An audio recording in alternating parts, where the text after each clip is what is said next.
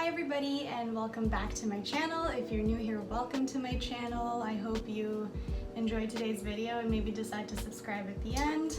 Up to you. Today is a beautiful rainy fallsy vibe in Toronto. It's getting cold, you know, all the good stuff that autumn brings. So as per usual, I'm going to be making my cranberry sauce. I make this every year and it's always a hit. I'm also going to be adding something new into it today. So we're going to be working with Bosc Pears, courtesy of my dad. That was his idea. So I'm going to be showing you exactly how I do it. If you're like allergic to a certain spice or whatever, you can always switch it out for something else. And of course, you don't have to add the Bosc Pear. I'm going to be sipping on some whiskey throughout the process. So let's get right into it. I will show you how it's done.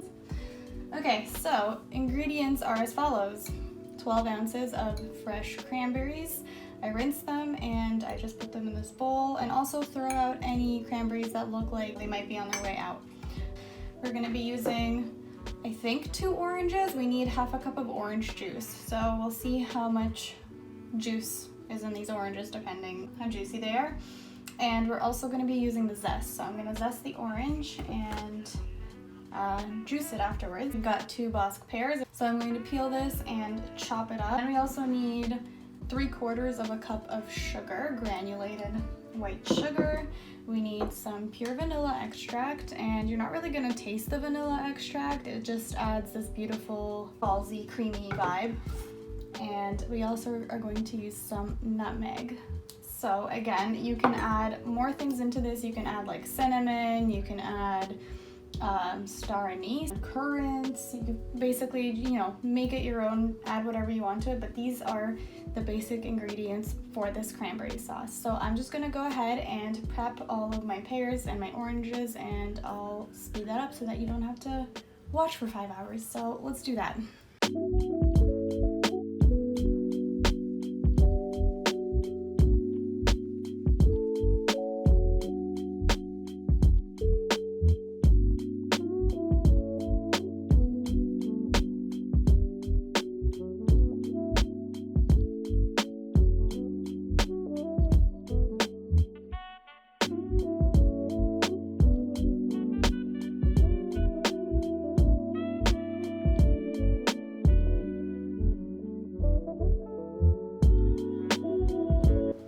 So here we have it. So 1.5 oranges yielded just about half a cup of orange juice for me. We've got our orange zest, our cranberries, our spices, juice, extra orange for snack, cut up pears, and sugar. So now we're just gonna go ahead and I'm actually gonna start with the pears. Normally I would just throw everything together and cook it right away, but I want to caramelize the pears a little bit, make them a little softer.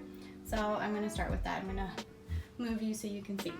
So I'm going to turn this to medium so we can really get some sugar caramelization going on.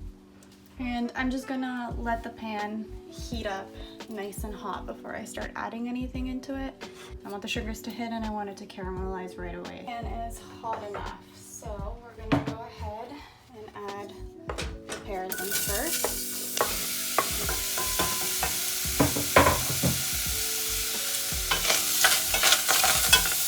Turn the heat down.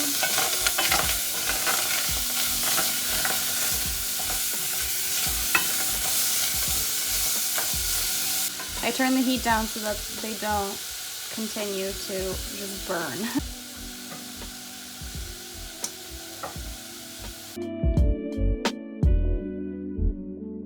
So I think our pears are pretty good. They're starting to get soft and release some of their juices. Start with the cranberries,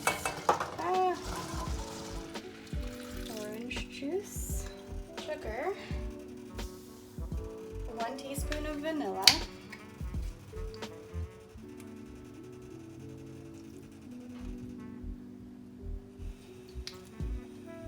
and 1/8 of a teaspoon of nutmeg. And in terms of the spices, I find that with this sort of recipe, less is more. So I kind of just prefer it pretty simple But like I said, you can always add more spices and different types of spices, you know, whatever floats your boat. And then we're also going to be adding 2 tablespoons of orange zest. So I think I'm just going to go ahead and add most of this and then leave some for garnish. Mix that all together.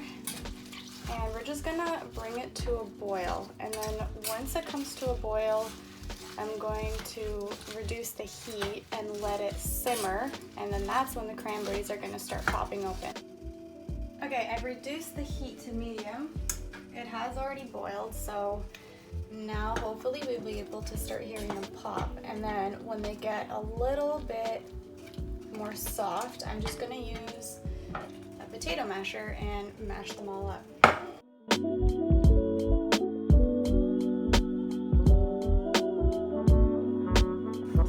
Keep stirring this occasionally, and then I just keep this going for honestly as long as I feel. So usually about 10 to 20 minutes is okay, but I do really like to get everything nice and coagulated. So I leave it in for maybe half an hour, maybe 35 minutes, and it will thicken as it cools. So all of the natural pectin in the cranberries is going to thicken the sauce the more it cools. So it does kind of look like juice right now, but it will be a sauce. So at this point, I think I'm gonna leave it to cook over kind of medium-low heat for about 15 to 20 minutes. And I will come back and show you what it looks like at the end, but this is pretty much the whole process. It smells absolutely amazing. I will be back when it's finished.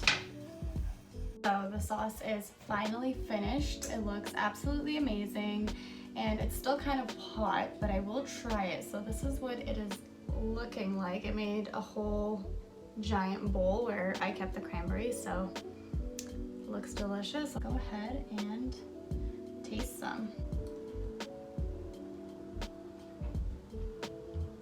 Oh my god, I could literally just eat this. Oh my gosh, yes. This is really, really good. The pear is nice and soft now. The cranberries are super soft, and they've, as you can see, they've melted into this delicious sauce. Huge success. The pears are delicious. They add a little bit of an extra fresh sweetness. I don't know how else to describe it. You can eat it all year round. It goes well with anything and everything, not just turkey, not just duck. You can put it on chicken, you can put it in sandwiches. It's absolutely amazing. I really hope you guys enjoyed this recipe. I'm gonna leave all the instructions and the ingredients down in the description box below. I'm also gonna leave all my socials. If you enjoyed it, you can go follow me there. Thank you guys so much for watching. I really hope you enjoyed this video, and I will see you in the next one. Don't forget to like and subscribe. Cheers.